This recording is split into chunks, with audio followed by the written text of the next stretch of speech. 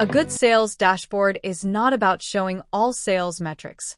It's about helping sales leaders decide where attention and action are needed this week. Let's walk through how to design a Power BI sales performance page for a weekly business review.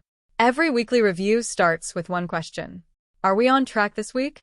So the first thing this page shows is actual versus target, with variance. No scrolling. No interpretation needed.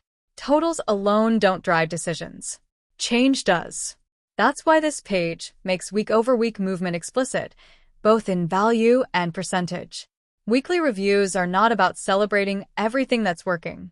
They're about identifying where performance is slipping.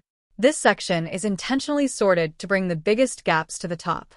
Once a gap is visible, the next question is why. This page shows only 2 to 3 key drivers, enough to explain the gap, without overwhelming the user. Everything else can live behind drill-through. A sales dashboard should never end with insight alone.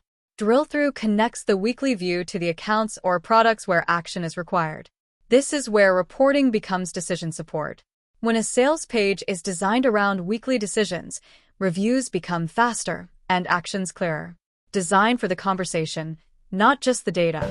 Don't miss out on the opportunity to transform your data into actionable insights. Your learning journey doesn't have to end here.